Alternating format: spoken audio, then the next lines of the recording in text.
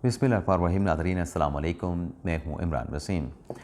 नाज़रीन, इस प्रोग्राम में एक तो आपको ये बताएंगे कि जो आज पंजाब असम्बली में वज़ारत आला का इलेक्शन हुआ,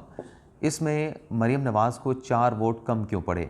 क्योंकि जब स्पीकर का इलेक्शन हुआ था तो मलिक मोहम्मद ख़ान साहब को 224 वोट पड़े थे। अब वज़ारत आला का इलेक्शन था और मरीम नवाज़ को 220 वोट पड़े हैं। तो ये 4 वोट कहाँ पे चले गए? क्या मामला हुआ है? एक तो ये डिटेल आपके साथ हम शेयर करेंगे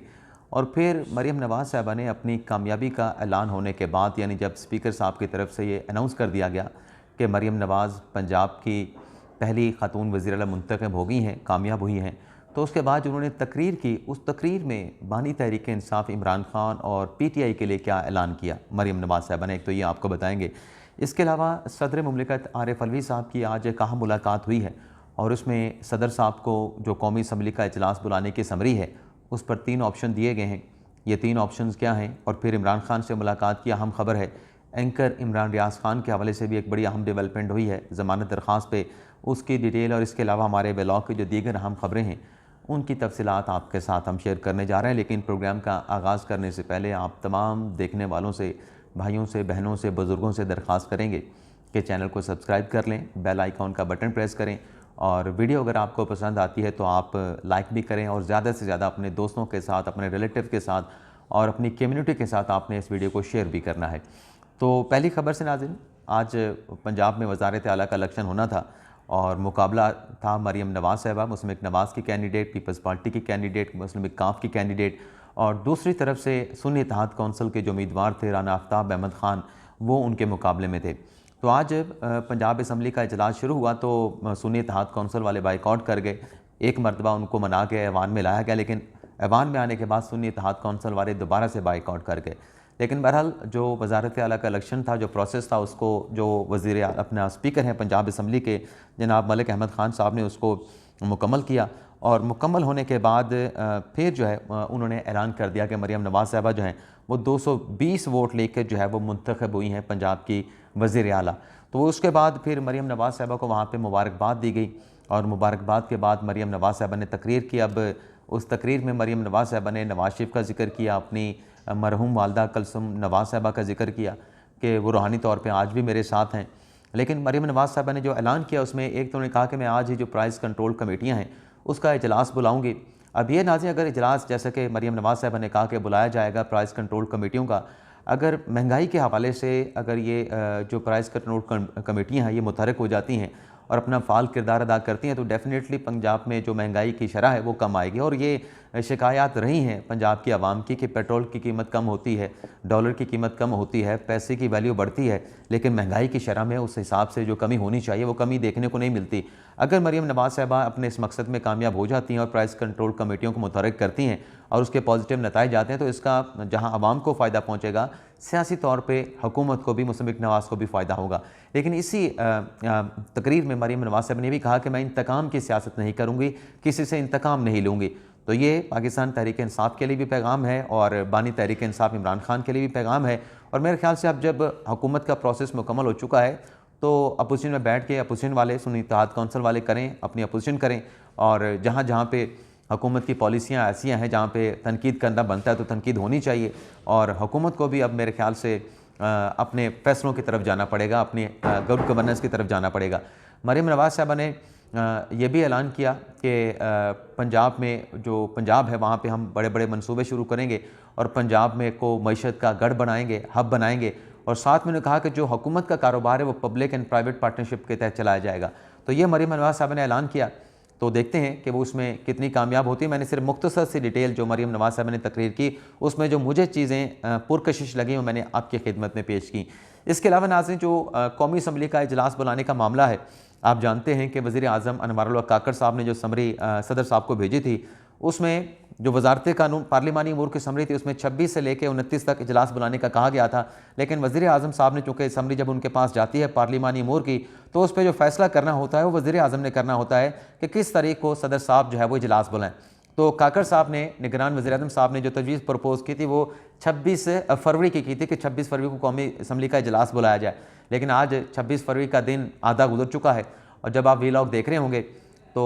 शाम पड़ चुकी होगी, क्योंकि मैं तकरीबन 2 बजे के करीब ये वीलॉग रिकॉर्ड कर रहा हूँ, 2 सवा 2 बज चुके हैं। तो अभी तक तो इजलास सदर साहब ने नहीं बुलाया, लेकिन इस इजलास के हवाले से जो समरी सदर साहब को भेजी गई, उस समरी के हवाले से आज सदर साहब ने मुलाकात की है। और मुलाकात नाज़िर सदर साहब की हुई है, जो उनका अपना लीगल विंग है, उसके जो हेड हैं, साबिक जज हैं लाहौर हाई कोर्ट के, अब मुझे एग्जैक्टली उनका नाम याद नहीं, लेकिन मेरे ज़राए की तरफ से बताया गया कि आज जब ये मुलाकात हुई और इस समरी के हवाले से पूछा गया, ब्रीफिंग ली गई सदर साहब की तरफ से, उसमें यह बताया गया कि एक तो ये है कि जो आपको तारीख प्रपोज की गई है, आप उसके मुताबिक कौमी असम्बली का जो इजलास है वो समन करने का कह दें। आज नहीं है तो कल कौमी असम्बली का इजलास हो जाएगा और जो 9 मुंतखब अरकान हैं वो अपना हल्फ उठा लेंगे। दूसरा उनसे ये कहा गया कि अगर आप ये कहते हैं कि मखसूस नशिस्तें का भी फैसला करना है इलेक्शन कमीशन ने, ख़ास तौर पे सुन्नी इत्तेहाद कौंसिल की मखसूस नशिस्तों के हवाले से, तो आप इलेक्शन कमीशन के फैसले का इंतज़ार कर लें। आज इलेक्शन कमीशन का इजलास हो रहा है, तो इलेक्शन कमीशन भी आज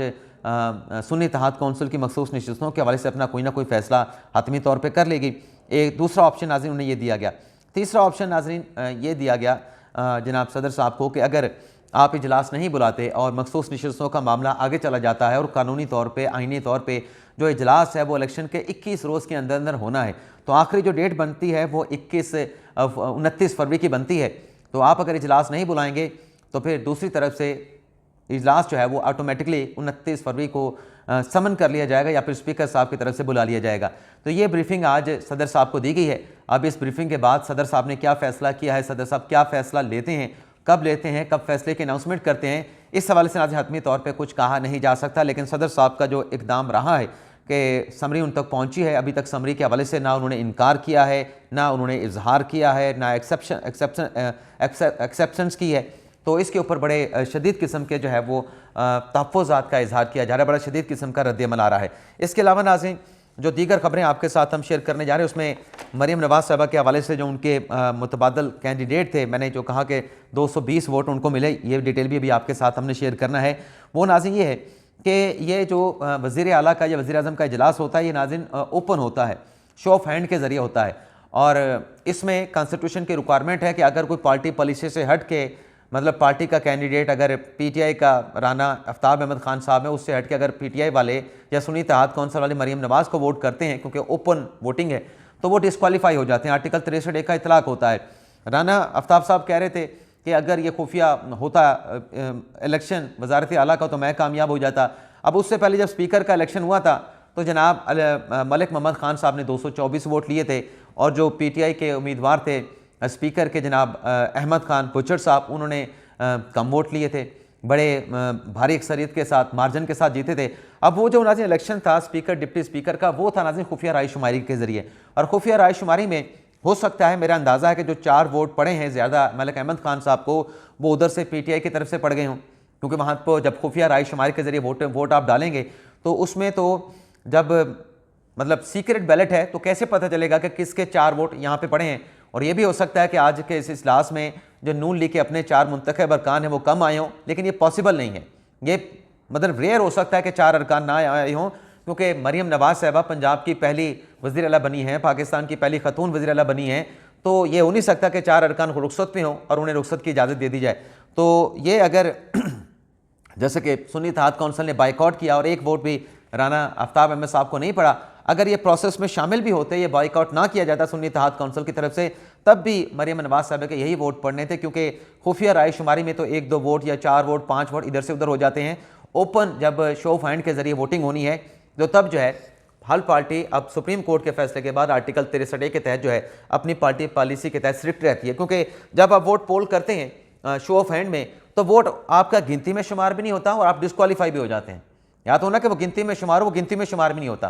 तो ये 4 वोट कम पड़ने की वजह नज़र आती है। इसके अलावा नाज़रीन आज इमरान खान साहब का तौहीन इलेक्शन कमीशन के समात के खिलाफ जो इलेक्शन कमीशन में होती है, लाहौर हाई कोर्ट में समात होना थी, लेकिन जो जज साहब हैं जस्टिस आलिया नीलम साहबा, उनकी अदम दस्तियाबी की वजह से इस मुकदमे की जो समात है वो गैर मुइना मुद्दत तक जो है वो मुलतवी कर दी गई है। इसके अलावा नाज़रीन इमरान खान साहब के जो उनके खिलाफ मुकदमा दर्ज किया गया आज़ादी मार्च जो वो मई 2022 में इस्लामाबाद में लेके आए, तो सेक्शन 144 की खिलाफ वर्जी का मुकदमा दर्ज किया गया। तो जो प्रोटेक्शन ऑर्डर की दरख्वास्त थी उस पर आज जेल हुकाम की तरफ से कोई जवाब अदालत में जमा नहीं करवाया गया। तो जज साहबा जस्टिस शाइस्ता कुंडी साहबा ने आज प्रोडक्शन ऑर्डर की दरखास्त के ऊपर कि इमरान खान साहब को अदालत में पेश किया जाए, दोबारा से जेल हुकाम से जो है वो जवाब तलब कर लिया है आइंदा की तारीख के लिए। इसके अलावा नाज़रीन, इमरान खान साहब का जो 190 मिलियन पाउंड का केस है जिसमें ज़मानत की दरखास्तें अपना इस्लामाबाद हाई कोर्ट में दायर की गई थी, बुशरा बीबी साहबा की भी, तो उसमें आज आमिर फारूक साहब ने, chief justice Islamabad high court, और इस्लामाबाद हाई कोर्ट के जस्टिस तारिक महमूद जंगीरी साहब ने समाअत करते हुए, लतीफ़ खोसर साहब भी पेश हुए थे, तो इसमें नैब को नोटिस जारी कर दिया है आइंदा की तारीख के लिए। तो एक ये डेवलपमेंट हुई है। इसके अलावा नाज़रीन, तोशा खाना केस में भी इमरान खान साहब की और बुशरा बीबी साहबा की ज़मानत की दरखास्तों के ऊपर आज इस्लामाबाद हाई कोर्ट में समाअत हुई, लेकिन चूंकि इस तोशा खाना केस में इमरान खान और बुशरा बीबी साहबा कन्विक्ट हो चुकी हैं और केस अपने मंतकी अंजाम तक पहुँच चुका है, फैसला हो चुका है, तो ये ज़मानत की दरखास्तें गैर मौसर हो चुकी थी। इस्लामाबाद हाई कोर्ट ने इन दोनों ज़मानत की दरखास्तों को, जो कि तोशा खाना के केस के हवाले से थी, इन्हें गैर मौसर करार दे के डिस्पोज ऑफ कर दिया है या खारिज कर दिया गया है। इसके अलावा नाज़रीन, इमरान खान साहब के हवाले से कुछ और भी खबरें हैं, वो आगे चल के आपके साथ हम शेयर करते हैं। फवाद चौधरी साहब, आज उनका ज़मानत का जो मुकदमा के नैब का मुकदमा के तरक्याती मनसूबे जो कि जेलों में उन्होंने शुरू करवाए फवाद चौधरी साहब ने, उसमें उन्होंने करप्शन की है, किकबैक्स लिए हैं, मुबैना तौर पर कमीशन लिया है। तो इस केस में जज साहब ने आज नासिर महमूद जावेद राना साहब ने ज़मानत दरखास्त के ऊपर फवाद चौधरी साहब का जो फैसला महफूज कर लिया है और 3 बजे यह फैसला अनाउंस किया जाएगा। और जब आप नाज़रीन व्लॉग देख रहे होंगे तो ये हो सकता है ज़मानत का फैसला अनाउंस हो चुका हो, लेकिन फवाद चौधरी साहब के वकील फैसल चौधरी साहब का ये कहना था कि जिस ज़मीन की ख़रीदारी का इल्ज़ाम लगाया जा रहा है वो ज़मीन फवाद चौधरी साहब ने ख़रीदी है, हमने ख़रीदी है, और कभी नैब की तरफ से इस केस में हमें नोटिस जारी करके नहीं बुलाया गया, हमारा मौक़िफ़ नहीं लिया गया। शेर अफजल मरवत साहब जिन्होंने इस्लामाबाद हाई कोर्ट में पटिशन दायर की थी, आज जस्टिस सिमन रिफत इम्तियाज़ साहबा ने मरवत साहब की दरख्वास्त पे समाअत की, और मरवत साहब की का मौक़िफ़ ये था, कॉज ये था कि मेरे खिलाफ कितने मुकदमात हैं, नैब के कितने हैं, FI के कितने हैं, और इसके साथ साथ पुलिस के कितने मुकदमात हैं। तो आज इस केस में नैब की तरफ से, FI की तरफ से और पुलिस की तरफ से रिपोर्ट जमा करवाई गई, जिसमें यह कहा गया कि नैब का कोई मुकदमा शेर अफजल मरवत के खिलाफ नहीं है और FI का भी कोई मुकदमा शेर अफजल मरवत के खिलाफ नहीं है, और पुलिस के 4 मुकदमात हैं। जब पुलिस की रिपोर्ट अदालत में पेश की गई तो मरवत साहब ने कहा कि पुलिस के जिन मुकदमात का जिक्र किया गया है उनमें मेरी अबूरी ज़मानतें हो चुकी हैं। इसके अलावा नाज़रीन,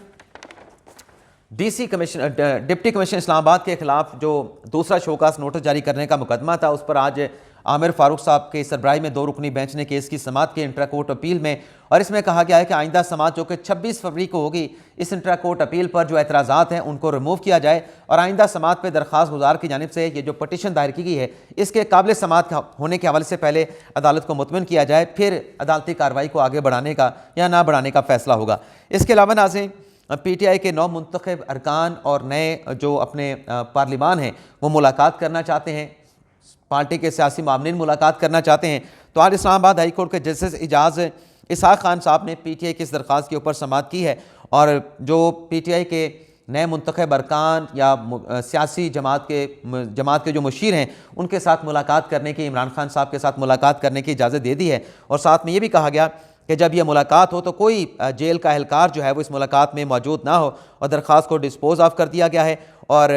मरवा साहब की तरफ से अदालत से कहा गया था कि जब हम खान साहब के साथ मुलाकात करते हैं तो वहाँ पे एहलकार मौजूद होते हैं, अकेले में मुलाकात नहीं करने दी जाती। इसके अलावा नाज़रीन, 9 मई लाहौर में जो थाना शादमान के हवाले से मुकदमा दर्ज हुआ था, उसमें नाज़रीन आज PTI की रहनुमा सनम जवेद साहबा और आलिया हमजा साहबा का जो जुडिशल रिमांड मुकम्मल हुआ था, उसमें 14 दिन का जिस्मानी रिमांड जो है, जिस्मानी रिमांड है, जुडिशल रिमांड एक्सटेंड कर दिया गया है और 11 मार्च को दोनों PTI की ख़वातीन रहनुमाओं को अदालत की तरफ से पेश करने का हुक्म दे दिया गया है। इसके अलावा नाज़रीन, एंकर इमरान रियाज खान की ज़मानत के हवाले से आज एंटी करप्शन अदालत में समाअत हुई। जो जज साहब थे वो दूसरे शहर विजिट पे गए हुए थे। ड्यूटी जज साहब ने आज केस की समाअत की। मियाँ अली इशफाक साहब पेश हुए, अजहर सदीक साहब पेश हुए। जज साहब ने माजरत की कि मैं तो ड्यूटी जज हूँ, मेरे पास केस का रिकॉर्ड नहीं है और मैं इस केस की समाअत नहीं कर सकता। जो एक्चुअल जज हैं जिनके पास केस है वो ही ये केस सुन सकते हैं। लेकिन वकला की तरफ से कहा गया कि आप 1 घंटे का वक्त दे दें, जो आप रिकॉर्ड की बात करेंगे, रिकॉर्ड आपके पास नहीं है तो रिकॉर्ड आप मंगवा लें और रिकॉर्ड मंगा के आप हमारा मुकदमा सुने, इमरान रियाज खान की ज़मानत का केस सुने। जज साहब ने कहा कि मैंने इस केस में जो अदालती प्रेसिडेंट्स हैं, जो जजमेंट्स हैं, उसको भी हमने देखना है, मैं इस केस में कोई हुक्म नहीं दे सकता। अजहर सदीक साहब ने कहा कि आपके पास मुकम्मल अख्तियार है, आप ये केस सुन सकते हैं और ना सिर्फ आप केस सुन सकते हैं बल्कि केस का आप फैसला भी कर सकते हैं। जज साहब ने कहा कि जो फाजिल जज साहब हैं जिनके पास इस केस की फ़ाइल है वो विजिट पे गए हुए हैं। मेरा केस अगर कोई मेरी अदालत में हो तो मैं उसकी फ़ाइल किसी दूसरे जज को दे के नहीं जाता। ये मेरा अख्तियार नहीं है कि मैं इस केस को सुनूँ, मैं आपसे माजरत का हूँ, मैं ये केस नहीं सुन सकती। जज साहब माजूरी का इजहार कर रहे थे। तो जिस पे कुछ सुप्रीम कोर्ट के जो साबिक चीफ जस्टिस हैं आसफ सईद खान खोसर साहब, उनके फैसलों का हवाला दिया गया मियाँ इशफाक साहब की तरफ से, इशफाक अली साहब की तरफ से, एडवोकेट अज़र सदीक साहब की तरफ से। लेकिन जो रिकॉर्ड मंगवाने की बात की जा रही थी वो जज साहब ने रिकॉर्ड तो मंगवा लिया, लेकिन ताहाल इमरान रियाज खान की जमानत के ऊपर फैसला नहीं हो सका और केस अभी तक जो है मुतल्लका अदालत में पेंडिंग पड़ा है। इसके अलावा जो साइफर केस में इमरान खान साहब की अपीलें हैं और शाह महमूद कुरैशी साहब की अपीलें हैं, तोशा खाना केस में इमरान खान और जो अपना बुशरा बीबी साहब की अपीलें हैं, उस पर कुछ देर के बाद इस्लामाबाद हाई कोर्ट में समाअत होगी। उसमें जो भी डेवलपमेंट होगी वो नेक्स्ट वीलॉग में उसकी डिटेल आपके साथ हम शेयर करेंगे। इजाज़त चाहते हैं नाज़रीन, अल्लाह हाफ़िज़।